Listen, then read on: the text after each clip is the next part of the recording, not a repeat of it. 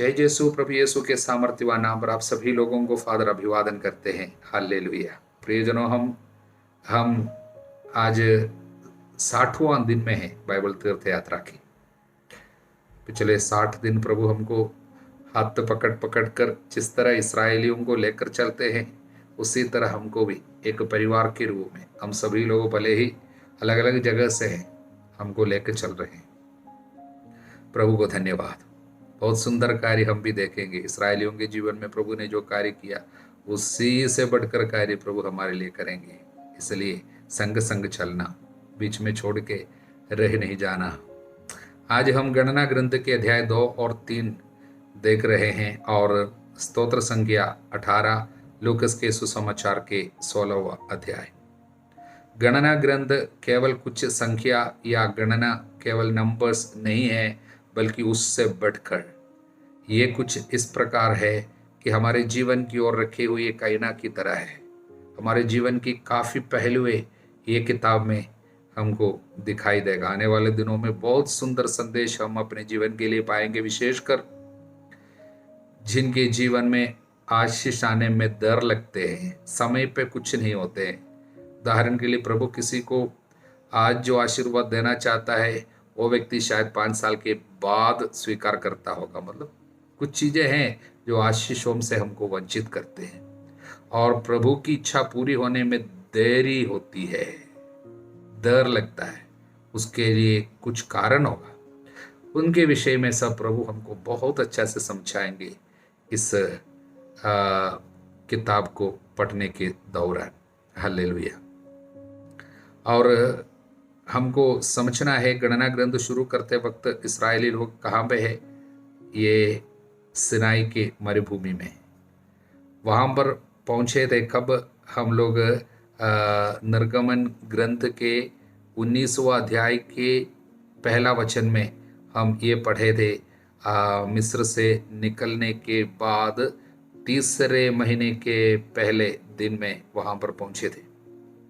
और उसके बाद अब कितना समय बीत गया उस मरुभूमि में, सिनाई में मिस्र देश से बाहर आने पर 2 वर्ष के 2 महीने के पहले दिन, अध्याय 1 वचन 1 में लिखा है। इसका मतलब 1 साल पूरा यहाँ पर सिनाई में रह गए। इतने समय क्या कर रहे थे? वहाँ पर प्रभु की मंजूषा या प्रभु के निवास स्थान के निर्माण में सब इतना समय लग गया है। और अब सिनाई से प्रस्थान की तैयारी है, और उसके पहले एक जनगणना हो रही है। और पूरे 36 अध्याय में 2 जनगणना है। एक 26वां अध्याय में दूसरी जनगणना हम देखेंगे। पहली जनगणना, उसमें कुल संख्या 6,03,550 6,03,550 लोग थे। उसमें लेवी वंश का नामांकन नहीं किया था। ध्यान से सुनना, वचन 49, लेवी वंश का नामांकन नहीं करोगे और अन्य इस्राएलियों के साथ उनकी जनगणना नहीं करोगे। तुम लेवियों को विधान पत्र के तंबू और उसके सारे साज सामान पर नियुक्त करोगे। वे तंबू और उसका सारा साज सामान ढोएंगे, वे उसकी देखभाल करेंगे, उसके चारों ओर पड़ाव डाला करेंगे। जब जब तंबू को आगे ले जाना होगा तो लेवी उसे उखाड़ेंगे, और जब जब तंबू को खड़ा करना होगा तो लेवी ही ये काम करेंगे। यदि कोई दूसरा उसके पास जाएगा तो मृत्यु दंड दिए जाएगा। अन्य इस्राएली अपने अपने दल के अनुसार तंबू खड़े करेंगे, हर एक अपने पड़ाव में और अपने अपने झंडे के पास रहेगा। किंतु लेवी विधान पत्र के तंबू के चारों ओर पड़ाव डालेंगे, जिससे इस्राएली समाज पर कोई विपत्ति न आए। प्रियजनों, ये लेवी लोग एक पहरेदार की तरह है प्रभु के जो निवास स्थान है उनके चारों ओर, जिससे कोई भी उनके पास यहाँ वहाँ ना फटके और इस पूरे इसराइलियों के ऊपर विपत्ति ना आए। प्रियजनों, इसराइली लोगों में लेवियों को प्रभु पहरेदारों की तरह लगा दिया है, नियुक्त किया है। इसलिए प्रियजनों, आज के लेवी लोगों के लिए प्रार्थना करने की जरूरत है। पुरोहित हो, बिशप लोग, संत पापा, सुसमाचार के कार्य के लिए चुने हुए इन लोग, मंदिर की सेवा के लिए समर्पित लोगों के लिए कितनी प्रार्थना की जरूरत है। क्योंकि इन बातों में प्रभु लापरवाही बर्दाश्त नहीं करता। लोगों के ऊपर विपत्ति न आने के लिए पहरेदार के रूप में इनको नियुक्त किया है। अगर इन लोग सोते रहेंगे, यहाँ पर कोई अशुद्ध कार्य करेगा और विपत्ति पूरे पूरे समाज के ऊपर आ रही है। इसलिए कितने जागरूक रहना चाहिए लेवियों को। प्रभु हमको सूचना दे रहे हैं, संदेश दे रहे हैं, और इसलिए सभी पुरोहितों के लिए विशेष प्रार्थना की जरूरत को हम फिर से आपको याद दिलाते हैं। हालेलुया। इतने बोलते हुए हम दूसरे और तीसरे अध्याय में आज प्रवेश कर रहे हैं। दूसरे अध्याय में शिविर की व्यवस्था से जुड़ी हुई कुछ विशेष संदेश हम पाने जा रहे हैं। अब ध्यान से सुनेंगे। गणना ग्रंथ के दूसरे अध्याय में एक बहुत बड़ा सुंदर आध्यात्मिक रहस्य छिपा हुआ है, उसको जरा हम सीखेंगे। प्रभु ने कहा, इस्राएली लोग जब भी पड़ाव डालेंगे, अभी आने वाले दिनों में कई साल तक ये कार्य चलेगा, पड़ाव जब भी डालेंगे अपनी अपनी मर्जी के अनुसार, अपनी अपनी इच्छा के अनुसार, जहां तहां चाहे वहां जाके आप शिविर डाल के नहीं रह सकता। कोई भी परिवार वो मेरा दोस्त है, उन लोगों के साथ मित्रता है, हम लोग संग रहेगा, नहीं, उसके लिए नियम है।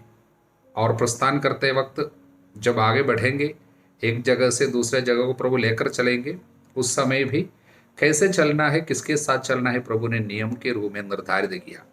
देखिए, जब भी पड़ाव डालेंगे, सबसे केंद्र में, सेंटर में, बीच में रहेंगे पवित्र प्रभु के निवास स्थान, मंजूषा और तंबू, पवित्र तंबू जो प्रभु का है, the tent of the Lord, बीच में रहेगी। उनके चारों लोगों को रहना है। लेकिन लोगों को किस तरह रहना है?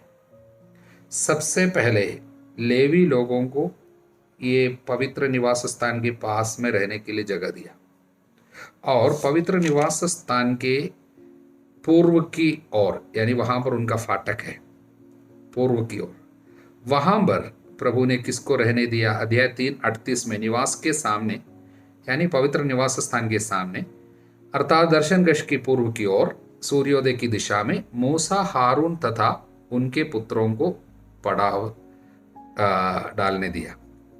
उन्हें इस्राएलियों के लिए पवित्र स्थान की सेवा करनी थी, इसलिए उनको वहां पर रखा। ध्यान से सुनिए। और बाकी लोगों को प्रभु 4 भाग में बांटा, जिससे 4 जगह में इन लोग रहे। किस तरह रहेंगे वो 4 भाग? किसका किसका है, कैसा 4 भाग?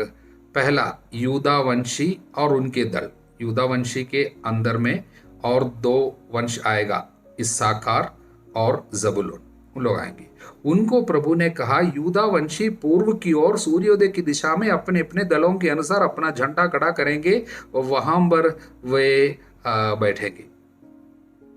कहां? पूर्व की ओर, ईस्ट ऑफ इट, यानी मूसा और हारून दरवाजे पे हैं, द्वार के साइड में है प्रभु के निवास स्थान के, उसके ठीक पीछे कौन?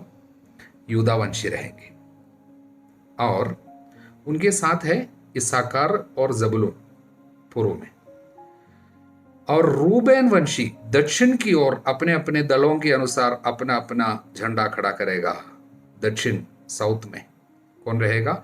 रूबेन वंशी। उनके अंतर में सिमेयोन वंशी है और गाद वंशी है, उनके अंदर रहेंगे। उन लोग कहां पर रहेंगे? साउथ में, दक्षिण में। और जाते समय भी प्रस्थान करते वक्त प्रभु ने बोला है, सबसे पहले कौन प्रस्थान करेगा? और यूदा वंशी प्रस्थान करेगा। उसके बाद कौन प्रस्थान करेगा? रूबेन वंशी और उनके संग संग जो दल है, सिमोन और गाद वंशी, उन लोग प्रस्थान करेंगे।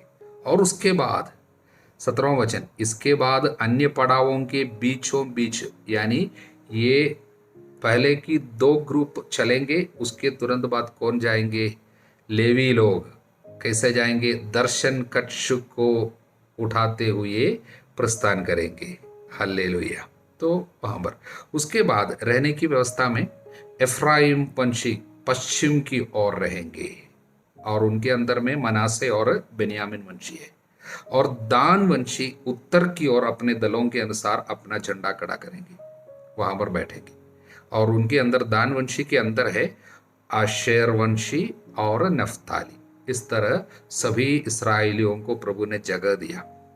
तब ध्यान से सुनना, इन लोग जब बैठेंगे, पड़ाव डालेंगे, अगर ऊपर से अगर हम लोग ऊपर से देख सकेंगे तो इसका रूप कैसा होगा मालूम? एकदम बीच में प्रभु का निवास स्थान और एक क्रूस के रूप में। आपको अब जो पिक्चर अभी दिखाई दे रहे हैं उस पे आप देख सकेंगे क्रूस का रूप होगा। इनका पड़ाव जब डाला हुआ देखेगा उस समय एक क्रूस के रूप में है, मतलब 4 भाग में लोगों को रहने के लिए दिया है। ये बाई चांस में, इत्तेफाक में नहीं हुआ है। आप ध्यान से सुनिए। 1500 साल के बाद, इस समय जब जो घटना हो रही उसके बाद 1500 साल के बाद यूदा वंश से एक शेर, यूदा वंश का सिंह बोलता है, वो उठ खड़ा होगा यूदा वंश में। वो कौन है? प्रभु यीशु यूदा वंश से आएंगे। उन लोग यूदा वंश को कहां पर रहने दिया था? पूर्व में, यानी जो फाटक है उनके पास में यूदा वंश को खड़ा किया है, क्योंकि वहां से जब प्रभु निकल के आएगा एक मेमने की तरह, वो अपना लहू लेकर अंदर पवित्रतम स्थान में प्रवेश करेंगे और अपना बलि चढ़ाएंगे पवित्र मंदिर में। हालेलुया। तब से ये पवित्र निवास स्थान जो है, प्रभु की जो मंजूषा है, वो पवित्र क्रूस का रूप धारण करेंगे। यानी पवित्र क्रूस ही वो जगह बन जाएगा, प्रभु की मंजूषा की जगह, यानी पवित्र क्रूस ही वो जगह होंगे जहां पर प्रभु के साथ इस्राएलियों का, यानी प्रभु के लोगों का मिलन होता है, क्रूस। तब धरती पर रहने के लिए लोगों के एक निशान क्रूस होगा। कितने सालों पहले प्रभु अपने अनंत प्रज्ञा में इन बातों को देखा था और उसकी व्यवस्था किया था। ये छोटी बात नहीं है। हल्लेलुया। और हम तीसरे अध्याय में लेवियों के 3 घराने हैं, उन तीनों घरानों को प्रभु अलग अलग से कुछ काम विशेष सौंपे हैं, उसके विषय में पढ़ते हैं। उदाहरण के लिए लेवी के 3 बच्चे थे, गर्शोन, कहात और मरारी। उनके अनुसार 3 घराने में लेवियों को 3 घराने में बांटे गए। इसमें पहले गर्शेनियों के घराना, उनको क्या क्या काम सौंपे हुए हैं? वचन 25 से लेकर बोले हैं, दर्शन कक्ष में इन वस्तुओं की देखभाल करनी है तुमको। निवास और तंबू, उसका आवरण, दर्शन कक्ष के प्रवेश का पर्दा, आंगन के पर्दे, निवास और वेदी के चारों ओर के आंगन के द्वार का पर्दा, उसके लिए सब आवश्यक रस्सियां और इन्हीं से संबंधित अन्य सब कार्य, रस्सी भी इनको सौंपा हुआ है। और दूसरे घराने जो है वो है कहातियों के घराने। उनको क्या क्या सौंपा हुआ है प्रभु ने? वचन 31 से, उन्हें मंजूषा, मेज, दीप वृक्ष, वेदियां, सेवा कार्य में प्रयुक्त पवित्र स्थान की वस्तुओं और अंतरपट की देखभाल करनी थी, वो सब सौंपे हुए हैं। और तीसरे मरारियों के घराने, उनको क्या सौंपे हुए हैं? वचन 36 से, मरारियों को तंबू की चौखटों, छड़ों, घूटों, कुर्सियों और उसके सारे सामान की देखभाल करनी थी। इसके अतिरिक्त चारों ओर के आंगन के घूंटों और उनकी कुर्सियां, खूंटियों और रस्सियों की देखभाल। प्रियजनों, यह सब क्यों लिखा गया है? प्रभु यूं ही बोल सकता था या सब कुछ को संभालना? नहीं, एक एक जन को, एक एक कुटुंब को इतने सूक्ष्मता से छोटी छोटी बातों को, घर से प्रभु के निवास स्थान से जुड़ी हुई रस्सी को, पर्दा को और कुर्सी को और अन्य बर्तनों को, दीप वृक्ष को, मेज को, किसको किसको उठाना है, जाते समय कौन संभालेगा, और इनको फिर से खड़ा करना है उस समय कौन इसका ध्यान रखेगा, फिर यहां से निकाल कर अन्य स्थान में जाते समय कैसे किसको इसको संभालना है, सब कुछ का विशेष रूप से प्रभु ने ध्यान दिया। क्यों? संदेश क्या है? आध्यात्मिकता से जुड़ी हुई बातों में सबसे पहली बात एक डिसिप्लिन, एक ऑर्डर है, व्यवस्था की जरूरत है। किसी भी तरीके से, किसी भी समय में यूं ही जाकर कुछ करके प्रभु को प्रसन्न करने की बात बिल्कुल नहीं। आध्यात्मिकता किसी के सिर पर चढ़ेगा, ऑटोमेटिकली एक ऑर्डर, डिसिप्लिन आ जाएगा। कामकाज में, व्यक्तिगत जीवन में, उठने के कार्य में, सोने के कार्य में और कामकाज करने की रीति में और परिवार में किस तरह सामान को रखते हैं, घर को किस तरह सजाते हैं, किस तरह वेदी को सजाए हैं, चर्च जाने से जुड़ी हुई बातें, किस तरह कपड़ा पहनेंगे, सभी कार्यों में एक ऑर्डर आएगा। क्योंकि हमारा प्रभु God is a God of order not disorder. प्रभु कोलाहल की आत्मा नहीं है। कोलाहल मतलब कोई भी किसी भी तरीके से जाकर सेवा करो, प्रभु बिल्कुल बर्दाश्त नहीं करेगा। कुरिन्थियों का पहला पत्र अध्याय 14 वचन 33 और कुरिन्थियों का पहला पत्र अध्याय 14 वचन 40 में लिखा है, सब कुछ उचित और व्यवस्थित रूप से किया जाए। प्रभु व्यवस्था चाहता है, इसलिए इतनी ज्यादा व्यवस्था, विशेषकर आराधना से जुड़ी हुई बात, प्रभु के मंदिर से जुड़ी हुई बातों में प्रभु किसी प्रकार की केयरलेसनेस यानी हल्का समझना प्रभु के कार्यों को प्रभु के लिए तो कभी भी मान्य नहीं है। प्रभु उसको बर्दाश्त नहीं करता। इसलिए प्रियजनों, पहले सिनाई में पहुंचने के पहले इस तरह का कोई नियम नहीं था। इस्राएली लोग जब वो मिस्र से निकल के आया, किसी भी तरीके से आ सकता था, वहां पर ऑर्डर नहीं दिया। ऑर्डर कब से आया, नियम कब से आया?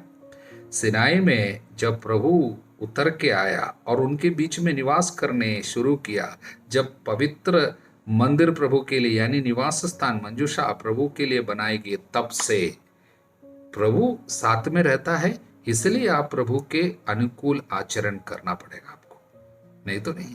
इसलिए आपके घर में जब प्रभु की उपस्थिति है, आपको मालूम है, तो घर पे ऑर्डर की जरूरत है। कुछ लोग बड़े भक्ति वगैरह में है इसलिए, लेकिन भक्ति के नाम पे फिर क्या कुछ देखता नहीं, कैसे कपड़ा पहना हुआ है, घर को कैसे रखा हुआ है, वो सब नहीं। केवल प्रार्थना ले लिया सब कुछ है, लेकिन घर में कोई ऑर्डर नहीं होगा, वो बेकार की भक्ति है। कुछ लोग बहुत ज्यादा प्रार्थना में उत्साही होकर इधर उधर घूमता है, प्रार्थना चलाता है, लेकिन घर में कोई ऑर्डर नहीं होगा, व्यवस्था नहीं होगा, वो बेकार है। प्रभु व्यवस्था चाहता है, प्रभु कोलाहल नहीं चाहता है। हालेलुया। स्तोत्र 18 में हम धन्यवाद का एक बहुत सुंदर भजन देखते हैं। इस स्तोत्र को हम पढ़ने के लिए यानी समझने के लिए 3 भाग में बांट सकते हैं। पहला भाग है शुरू से 20वां वचन तक। इसका संदेश, इसके अंदर क्या संदेश है? प्रभु ने जो जीत, जो उद्धार, जो मुक्ति का एहसास इनको दिलाया, अनुभव दिलाया, उसमें वो आनंद मनाता है और स्तुति करते हैं। यही है पहला भाग। उदाहरण के लिए वचन 4, प्रभु धन्य है, मैंने उसकी दुहाई दी और मैं अपने शत्रुओं पर विजयी हुआ, प्रभु धन्य है। यही है। और दूसरा भाग 21वां वचन से 29वां वचन तक, 21 से 29 तक, यहां पर दाऊद अपनी धार्मिकता की प्रस्तुति रखते हैं। वो अपनी धार्मिकता पे गर्व नहीं करते हैं, बल्कि अपनी धार्मिकता को प्रकट करते हैं और बोलते हैं, प्रभु ने मेरे हृदय को परखा है और प्रभु ने भी इस बात को देखा है, मैं धर्माचरण करता हूं। वो घमंड नहीं कर रहे हैं, बल्कि वो एक साक्षी दे रहे हैं कि प्रभु के वचन पर चलने से क्या लाभ होता है। उदाहरण के लिए वो कहते हैं वचन 21 से, प्रभु मेरी धार्मिकता के अनुसार मेरे साथ व्यवहार करता है, मेरे हाथों की निर्दोषता के अनुरूप। ये कभी नहीं सोचना वो घमंड करता है, बल्कि वो हमको ये संदेश देते हैं, देखिए निर्दोष जीवन बिताने से, धार्मिकता को बढ़ावा देने से, प्रभु के वचन पर चलने से कितने आशीर्वाद मिलते हैं। इसलिए मैंने उसके सब नियमों को अपने सामने रखा, यानी अपने सामने रखा नियमों को, वचनों को। मैंने उसकी आज्ञाओं का उल्लंघन नहीं किया, मैं उसकी दृष्टि में धर्माचरण करता रहा। और इसलिए प्रभु ने मेरी धार्मिकता के अनुसार मेरे साथ व्यवहार किया, उसने मेरे हाथों की निर्दोषता का ध्यान रखा। प्रियजनों, पवित्र जीवन बिताने वाले चमत्कार जरूर देखेंगे। इसलिए तो प्रभु ने कहा, तुम अपने को पवित्र करो, मैं तुम्हारे लिए चमत्कार करूंगा। वो कार्य यहाँ पर वो प्रकट कर रहे, साक्षी दे रहे। और तीसरा भाग वचन 30 से वचन 51 तक पूरा, उसमें क्या है, जीवन में उसने जो भी विजय विजय का अनुभव किया, यानी दाऊद काफी युद्ध जीता और अपने सभी कार्यों के लिए वो प्रभु को श्रेय देता है, giving glory to the Lord for all his victories. वो कहता है मेरे साथ जो कुछ हुआ ये मेरी जीत नहीं है, प्रभु की। Surrendering glory ownership to the Lord, सब कुछ उसका है, मेरा कुछ नहीं, उसी ने किया सब कुछ। उदाहरण के लिए हम लोग 33 से देखेंगे, वही ईश्वर मुझे शांति प्रदान करता है, मेरा मार्ग प्रशस्त कर देता है, वो मेरे पैरों को हिरनी की गति देता है, मुझे पर्वतों पे बनाए रखता है, वो मेरे हाथों को युद्ध का प्रशिक्षण देता है।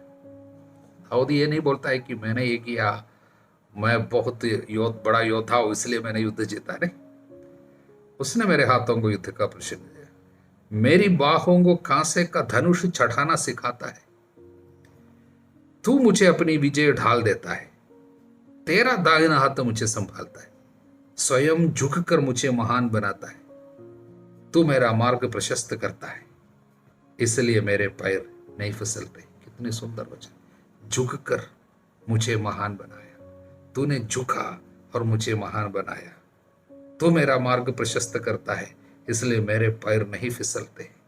इसलिए सब कुछ के लिए प्रभु को वो महिमा चढ़ाते हैं। ये दाऊद की विशेषता है। हालेलुया। लूकस के सुसमाचार के 16वां अध्याय में मुख्य रूप से 2 दृष्टांत है। पहला बेईमान कारिंता का दृष्टांत, दूसरा है अमीर और लाजरूस का दृष्टांत। ये दोनों को समझाने के लिए बहुत समय लगेगा। बहुत सुंदर आध्यात्मिक संदेश इन दोनों में छिपे हुए हैं, लेकिन समय की कमी के कारण हम उन पे आज ज़्यादा ध्यान नहीं देंगे। और एक बार हम जब वापस लूकस पे जब आएंगे, ये तीर्थ यात्रा समाप्त होने के पहले, उस समय जरूर हम अमीर और लाजरूस के दृष्टांत के सब अंदर छिपे हुए बहुत बड़ा खजाना को हम लोग निकालने की कोशिश करेंगे। अभी जरा सा सोचिए, बेईमान कारिंदा, इसमें संदेश क्या है? संदेश यही है, हमारे हाथ में सौंपे हुए संपत्ति हमारी नहीं है। सभी लोगों को मालूम होना चाहिए, चाहे आपके नाम पे है बैंक में पड़ा हुआ पैसा, गाड़ी आपके नाम पे होगी, नौकरी आपके नाम पे होगी और घर आपने बनाया होगा, कभी नहीं सोचना ये मेरा है, बल्कि किसका है? स्वामी वो है, प्रभु का है, सब कुछ उसका है। और हमारे हाथ में कुछ दिन के लिए केवल सौंपे हुए केवल है और उसकी महिमा के लिए हमें इस्तेमाल करना है, उसकी इच्छा के अनुसार इस्तेमाल करना है, नहीं तो हम बेईमान ठहराए जाएंगे और हमारे हाथ से एक कारिंदगरी हटाया जाएगा, छूट जाएगा। प्रभु की इच्छा के अनुसार संपत्ति का हम इस्तेमाल नहीं करेंगे, हम आज नहीं तो कल अचानक देखेंगे हमारे हाथ से निकल गया। अनेक लोगों को संपत्ति के क्षेत्र में तकलीफ आ रही है। कारण क्या है? ओनरशिप सरेंडर नहीं किया, यानी स्वामित्व समर्पित नहीं किया। सोचा मेरा है, मेरा है, मैंने कमाया, घमंड किया। अनेक लोगों के लिए प्रभु ने हमारे हाथ में दिया होगा, उसको हमने इस्तेमाल प्रभु के लिए नहीं किया। यही अमीर के लाजरूस और अमीर के ये दृष्टांत में ही यही पाप ही रहा। अमीर का पाप ही रहा कि उसने सोचा मेरे पास हाथ में जो पैसा है वो मेरा है, और लाजरूस के हाथ में जो दुख है वो उसका है, गरीबी उनकी है, मेरा धन मेरा है, उसने सोचा। ये बहुत बड़ा पाप है, जिसके चलते वो बाद में दुख और यातना और दर्द और दंड के जगह में पहुंच गया। दूसरा कोई पाप करते हुए बाइबल नहीं कहता इसने गलत रीति से पैसा कमाया, नहीं बोला, लेकिन पाप इनका ही रहा। इसने दूसरों की कमी कमजोरी को देखा, गरीबी को देखा, लेकिन उसने कभी ये नहीं सोचा मेरे हाथ में प्रभु ने जो पैसा दिया उनके लिए भी है, मेरे हाथ में केवल रखा हुआ है वो उनको देने के लिए, इसलिए मेरे आंखों के सामने, मेरे घर के सामने उनको प्रभु खड़ा कर दिया, उनको देने के लिए था।